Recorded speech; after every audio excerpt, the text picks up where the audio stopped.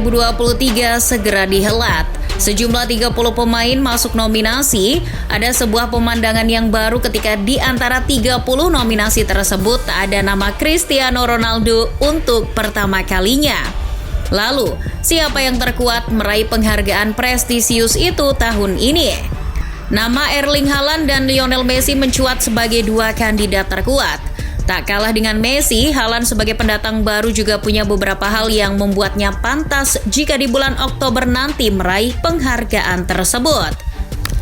Haaland tiba di Inggris musim lalu dan sudah dikenal sebagai bomber house goal baik di RB Salzburg maupun Borussia Dortmund. Namun, awalnya banyak orang mengira bahwa dia tak mampu mempertahankan kelebihannya itu di liga seketat Inggris. Haaland baru berusia 22 tahun ketika menandatangani kontrak dengan City, tapi ia dengan cepat menjawab keraguan itu semua. Mencetak 9 gol dalam 5 pertandingan pembukaannya bersama City, termasuk hat-tricknya berturut-turut adalah sebuah hal yang patut untuk digarisbawahi sebagai pendatang baru. Pada bulan Oktober 2022, Haaland sudah menjadi pemain tercepat yang mencetak 3 hat-trick di Liga Inggris. Ia melakukannya hanya dalam 8 laga saja. Pemegang rekor sebelumnya adalah Michael Owen yang butuh 48 laga untuk mencapainya ketika bersama Liverpool. Pada akhir Februari 2023, Haaland tercatat telah mencetak 27 gol di Liga Inggris. Meski musim belum berakhir, torehan tersebut sudah memecahkan rekor milik Sergio Aguero sebagai pencetak gol terbanyak dalam satu musim di Liga Inggris untuk City. Selain itu, Haaland juga mampu melampaui rekor Alan Shearer dan Andy Cole yang telah mencetak 34 gol di Liga Inggris dalam satu musim. Rekor tersebut susah dipecahkan dan telah bertahan selama 28 tahun. Haaland telah memecahkannya dengan raihan 36 gol dalam 35 laga di Liga Inggris.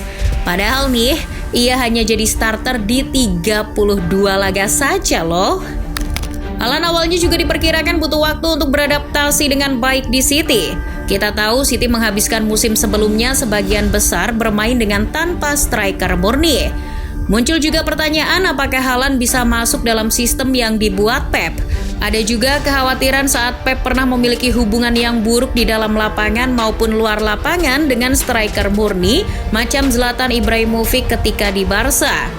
Namun justru beberapa kekhawatiran tersebut tidak terjadi. Haaland ternyata tidak harus beradaptasi sepenuhnya dengan rekan satu timnya. Justru merekalah yang beradaptasi dengan Haaland. Pola tersebut tentu atas kehendak dari sang pelatih. Di sini terjawab bahwa Pep ternyata tak egois memaksakan sistem yang tak sesuai dengan kehadiran Haaland.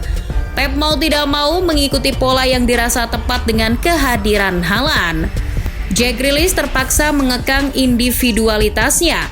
Sementara itu, Kevin De Bruyne yang jadi pencetak gol terbanyak City musim sebelumnya didorong untuk terus melayani Haaland. Cara kerja seperti itu ternyata berjalan lancar, terbukti asisnya musim lalu kepada Haaland sebanyak 13 kali. Ya, satu tim City di musim lalu memakai strategi fokus mengalirkan bola kepada Haaland sebagai tujuan akhir. Memang benar City sudah menjadi tim yang hebat duluan sebelum Haaland datang. Mereka telah memenangkan 4 dari 5 gelar Liga Inggris sebelumnya. Namun tak dipungkiri juga kedatangan Haaland mampu membuat City makin tangguh. Variasi serangannya semakin sulit ditebak oleh lawan. Berbeda dengan musim sebelumnya yang tak ada striker model big man seperti dirinya. Dulu Pep juga sebenarnya pernah menggunakan strategi striker murni seperti Aguero. Namun secara fisik dan gaya main sangat berbeda dengan Haaland. Kehadiran Haaland yang bertubuh besar di kotak penalti lawan tak jarang membuat lawan ketar-ketir duluan. Meski ia tinggi besar, namun kecepatannya masih terjaga. Kecepatannya terkadang sering membuat tim lawan enggan memainkan garis pertahanan tinggi. The Citizen sebelumnya belum pernah memenangkan 3 gelar Liga Inggris secara berturut-turut. Tetapi nyatanya ketika Haaland datang, City bisa mencapai tonggak sejarah tersebut. City tercatat menjadi tim berikutnya yang bisa melakukan hat-trick juara di Liga Inggris setelah MU. Haaland juga menjadi bagian penting dari rasa penasaran City untuk bisa memenangkan trofi Liga Champions.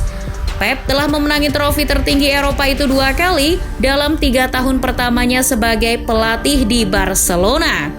Namun setelah itu gelar tersebut terus lepas dari genggamannya.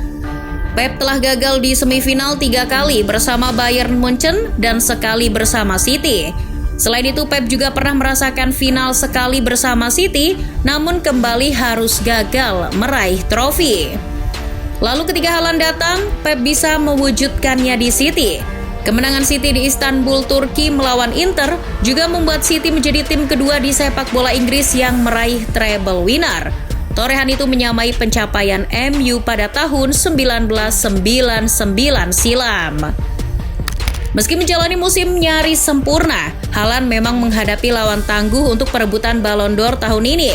Tidak ada yang bisa membantah bahwa Messi sebagai pemenang 7 kali Ballon d'Or adalah pemain terhebat yang pernah ada di muka bumi ini.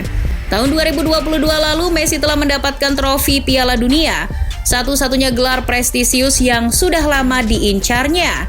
Tak dipungkiri juga saingan Haaland ini sangat berperan penting dalam menggendong kemenangan Argentina. Tapi selain aksi heroiknya di Qatar itu, apalagi sih yang dilakukan Messi di musim lalu? Di PSG nyatanya ia tertatih-tatih dalam perburuan gelar juara Ligue 1. Poin PSG di akhir musim juga hanya terpaut 1 dengan peringkat Arsilongs. PSG musim lalu sudah tersingkir di babak 16 besar Coupe de France. Selain itu mereka juga kembali mengalami kegagalan di Liga Champions. Ditambah masa-masa terakhirnya di PSG juga meninggalkan mimpi buruk baginya. Dia dicemooh oleh para penggemar PSG.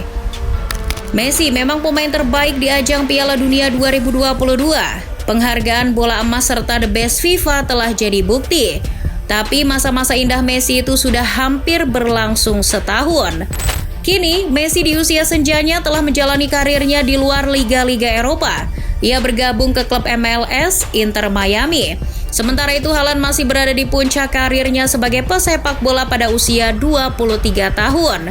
Selain itu, Haaland juga masih bermain untuk salah satu tim terbaik di dunia, di liga terbaik di dunia, dan bersama salah satu manajer terbaik di dunia. Prestasi Haaland yang memecahkan rekor dan meraih treble winner juga masih segar dalam ingatan. Ditambah, ia juga mengawali musim baru 2023-2024 dengan baik. Ia mencetak 6 gol dalam 4 pertandingan pertamanya di Liga Inggris, termasuk hat-trick kala melawan Fulham.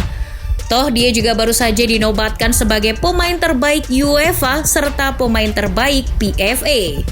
Jujur saja, masa indah Messi meraih sebuah kejayaan di level tertinggi sudah berakhir.